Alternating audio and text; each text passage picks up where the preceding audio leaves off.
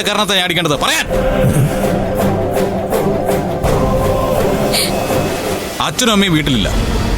നന്ദിനി തിരിച്ചെത്തിയ ഇന്നത്തെ ദിവസം ഗേറ്റിന് വെളിയിൽ തന്നെ നിർത്തണമെന്ന് നിങ്ങൾക്ക് കൽപ്പനയും കിട്ടി അല്ലേ?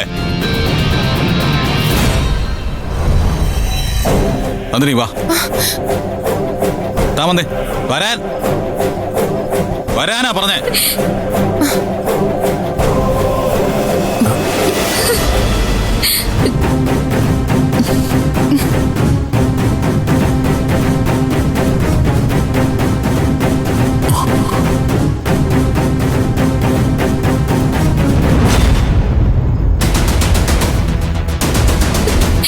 അതെ, താൻ മുറി പോയിരുന്നു.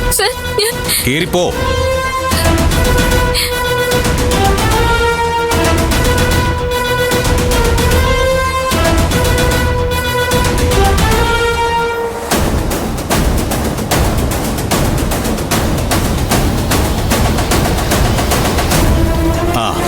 നന്ദിനിയെ വീടിന് പുറത്ത് നിർത്താനായിരുന്നില്ലേ കൽപ്പന?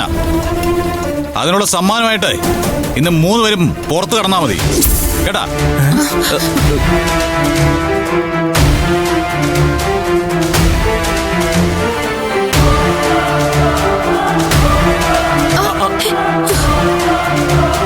വാതിലടയ്ക്കുന്നു.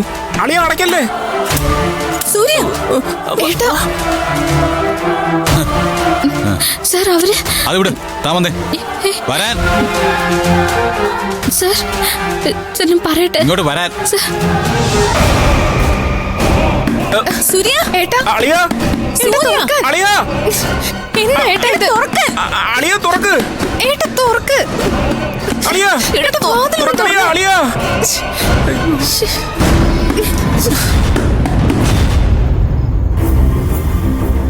എന്നാലും ഇത് വല്ലാത്തൊരു സംഭവമായി പോയി. നിൽക്കുന്നാട്ടില്ലേ കള്ളക്കളവൻ. അളിയ അളിയ നമുക്ക് കോംപ്രമൈസ് ചെയ്യാം. നന്ദിനി അളിയ അളിയ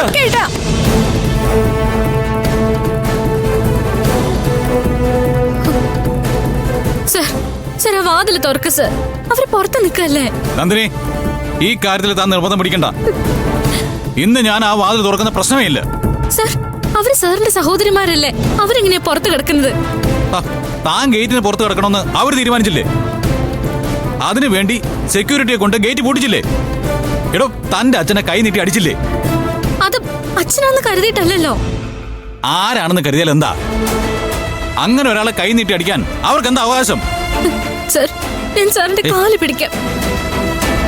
ആ വാതിലൊന്ന് തുറക്കൂ സർ. അവരകത്ത് കയറട്ടെ. നന്ദിനി, ഇന്നിത് സംഭവിച്ചത് എന്തിന്റെ പേരില? ആരതിയുടെ ഭക്ഷണം ഉണ്ടാക്കാൻ താൻ പോകുന്നു പറഞ്ഞു. അമ്മ എതിർത്തു. ആ എതിർപ്പ് വകവയ്ക്കാതെ തന്നെ ഞാൻ ഇവിടുന്ന് കൊണ്ടുപോയി. എത്ര ചീപ്പായിട്ട് അതിന്റെ പ്രതികാരം അവർ ചെയ്തത്.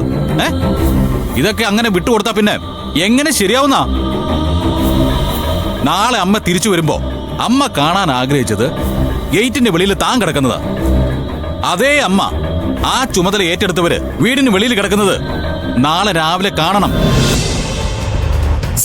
സാറേ വാശി കാണിക്കുന്നതൊക്കെ ഞാൻ പറഞ്ഞു ചെയ്താണെന്ന് അവര് പറയും.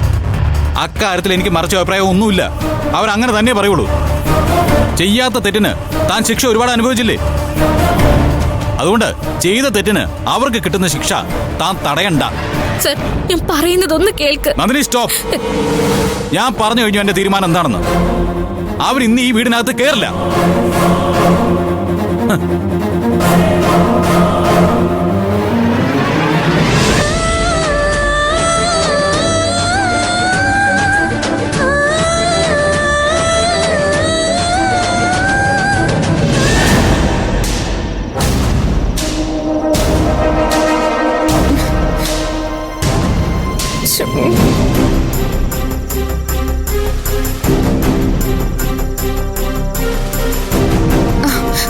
അതെ, പുറകുവശത്തെ വാതിൽ തുറക്കാൻ നോക്കിയിട്ട് ഒരു രക്ഷയില്ല. ഒരു ജനൽ പാളി പോലും തുറക്കുന്നില്ല. നമ്മൾ പെട്ടുപോയി ഇന്ദ്രജ, പെട്ടുപോയി.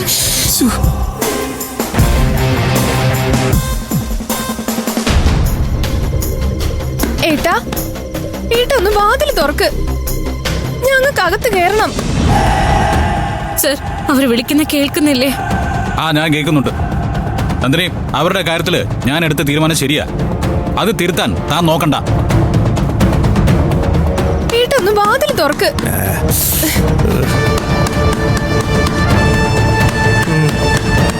ഏട്ടാ ഡി മതിടി, അവൻ തുറക്കില്ല.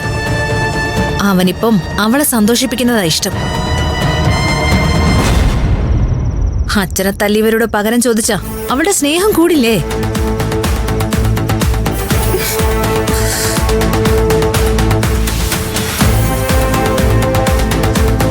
ചെന്ന അയാളുടെ നടുവിൽ നോക്കിയിട്ട് ചവിട്ട വേണ്ടത്. ഇന്ദ്രജെ, ഇപ്പൊ തന്നെ നമ്മുടെ അവസ്ഥ വീടിന് വെളിയില്ല. ഇനി അയാളെ പോയി ചവിട്ടുകൂടെ ചെയ്താലേ മിക്കവാറും അളിയൻ ഇന്ന് രാത്രി തന്നെ നമ്മളെ കൊല്ലും. അത് വേണോ? മമ്മി തിരിച്ചു വരുമ്പോ അവളെ ഗേറ്റിന് വെളി കാണണമെന്നാ നമ്മളോട് പറഞ്ഞേ. എന്നിട്ടിപ്പോ നമ്മളായി പുറത്ത്. അതെടി, മമ്മി ഈ കാഴ്ച കാണണം. നമ്മൾ വെളിയിൽ കിടക്കുന്നതും അയാൾ ഗേറ്റിൽ നിൽക്കുന്നതും ഒക്കെ കാണണം. ബാക്കി ചെയ്യേണ്ടത് എന്താണെന്നേ മമ്മി തീരുമാനിച്ചോളൂ.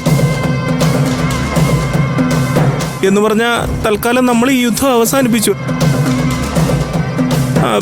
ഒരു കാര്യം ചെയ്യാം, നമുക്ക് ഇവിടെ എവിടെയെങ്കിലും കിടക്കാം.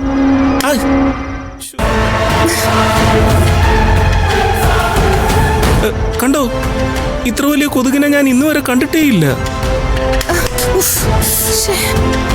കണ്ടോ, നമുക്കിവിടെ പുറത്ത് കിടക്കാനൊന്നും പറ്റില്ല. ഞാനേ ഒന്നുകൂടെ ഒന്ന് ചോദിച്ചു നോക്കാം. വേണ്ടെന്ന് പറഞ്ഞില്ലേ? നാടൻ കെടുന്നതിനൊക്കെ ഒരു അതിരുണ്ട്. എന്റെ ദൈവമേ, ഇനി എന്തൊക്കെയാ വരാൻ പോകുന്നേ?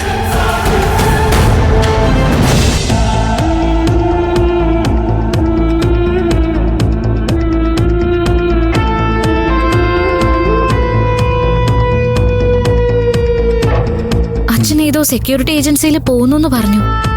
പക്ഷെ എന്തിനാ അച്ഛൻ ഇവിടെ വന്നത്? അക്കാര്യത്തിൽ തന്റെ അച്ഛനെ ഞാനൊന്നും പറയില്ല. ഏത് സ്ഥലത്ത് ഡ്യൂട്ടി വേണമെന്ന് ആ മനുഷ്യന് പറയാൻ പറ്റില്ലല്ലോ. കൊണ്ടുവന്ന് നിർത്തി ഗതി ഏടുകൊണ്ട് നിന്നു, അത്ര തന്നെ. പിന്നെ മരുമോന്റെ വീടിന് അമ്മായിയച്ഛൻ കാവല് നിന്നു എന്ന ആക്ഷേപമൊക്കെ നാളെ രാവിലെ വരാം. അതൊന്നും ഞാൻ കാര്യമാക്കുന്നില്ല. അന്തസ്സോടെ തന്റെ അച്ഛന് ഒരു ജോലി ചെയ്യാൻ തയ്യാറാണെങ്കിൽ അത് എവിടെയായാലും പ്രശ്നമില്ല.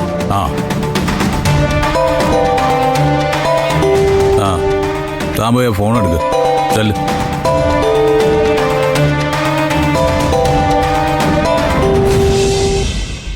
ആരതി,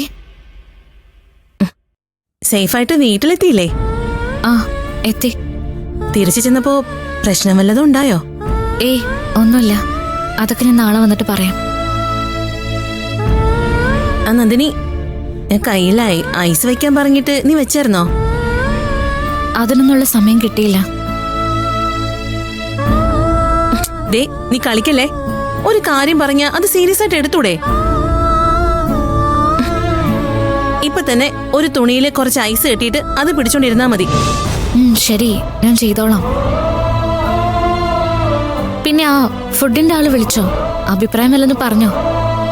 ഇതുവരെ വിളിച്ചില്ല. ഞാൻ വിളിച്ച് ചോദിച്ചോളാം.